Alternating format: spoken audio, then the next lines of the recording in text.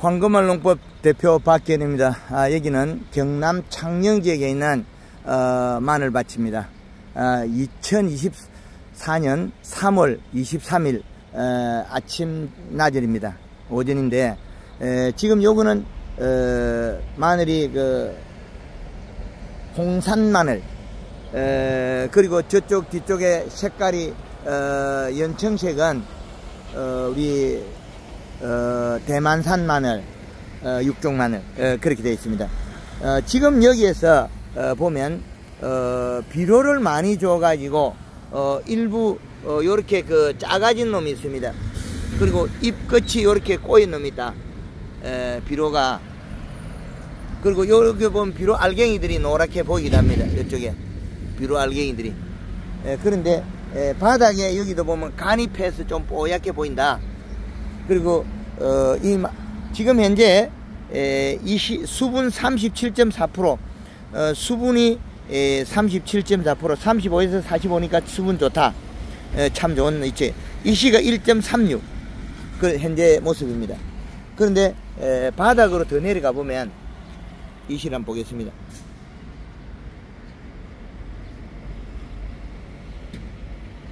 수분이 38%에 이시가 1.23. 그럼 최근에 비료를 줘서 이렇게 비료 알갱이가 남아 있습니다. 이렇게 비료 알갱이가 이렇게 남아 있다. 그럼 최근에 비료를 많이 줘서 일어난 일이다. 그리고 봄 비료가 많아서 이렇게 비료가 안에서 나오면서 탔다. 안에 송잎도 좀 타도.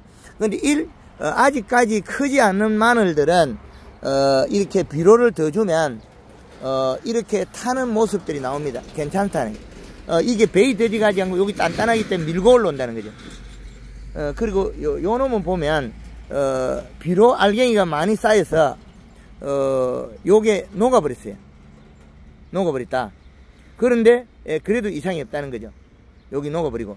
그럼 요 잎이 녹고 요것도 좀 상하고 요 잎도 상했다는 거죠. 비료 과다라서.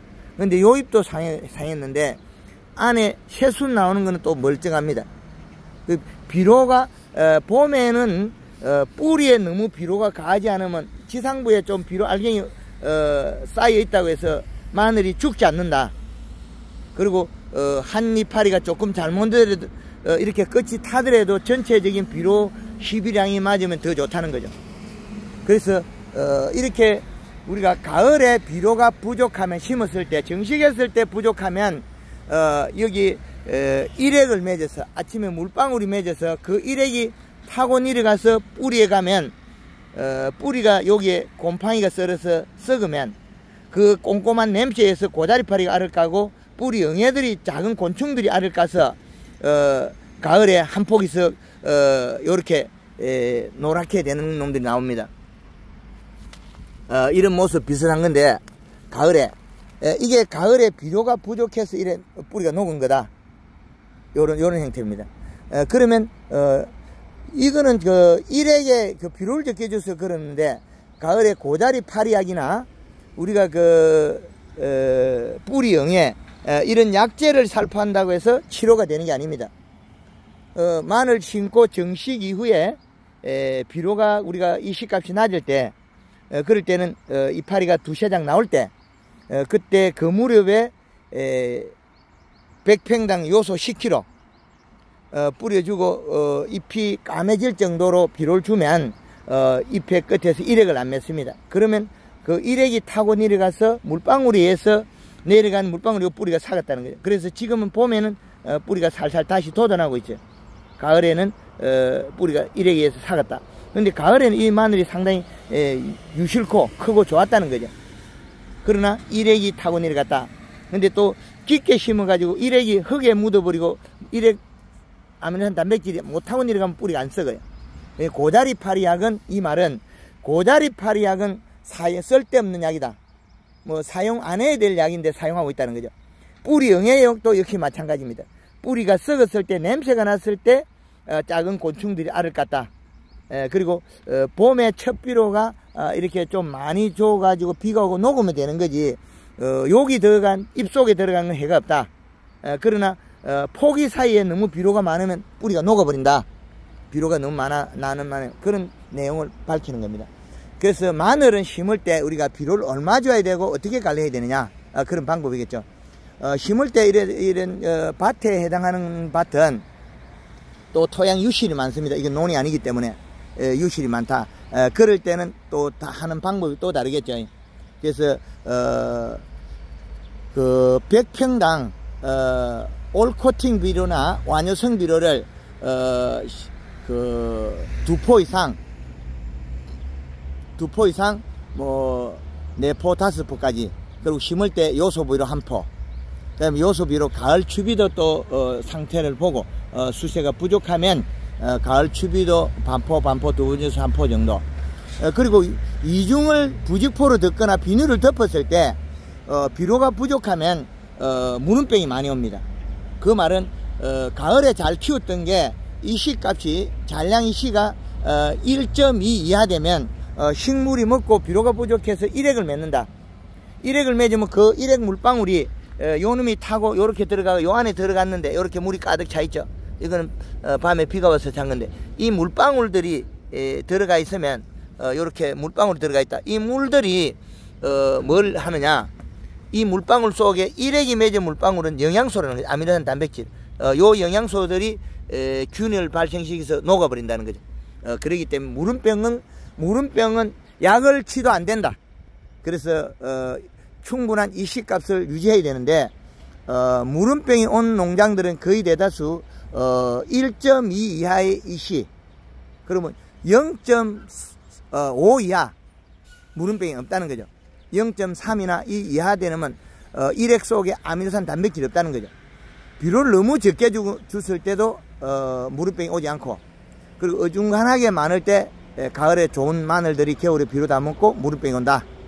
그래서 이 시값을 계절의 이 시값에서 조금 낮추어가 사용이 낫다. 겨울에는 2.7인데 1.2 이상을 올리면 일액을 안 맺기 때문에 무름병이 안 온다. 그렇게 말씀드릴 수 있고, 그리고 우리가 황금알롱포에서 골드그린, 골드칼라를 응용해서 잎을 두텁게 만들어서 뿌리에 영양을 공급해서 비료를 많이 먹게 해야 된다. 그렇게 만든 방법이다. 그러면 우리가 그 영상의 기온에서는 골드그린이나 칼라를 물 20리터에는 60cc, 물 500리터에는 1.5리터, 얼음이 올 때는 물 20리터에는 80cc, 물 500리터에는 2리터. 그 설탕은 영상의 기온에서는 마늘에는 60cc에 60g, 얼음이 올 때는 썰이가 올 때는 120g 설탕이, 그리고 얼음이 올 때는 200g 정도, 얼음이 올 때, 썰이가 올 때는 120g, 얼음이 올 때는 200g. 그리고 골드그린 칼라도 얼음이 올 때는 80cc를 사용하면 된다.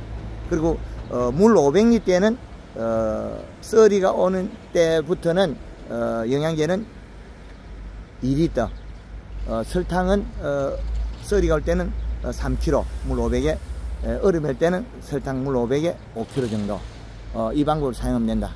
그리고 비료가 충분하게 있으면서 생리대사를 일으켜야 된다.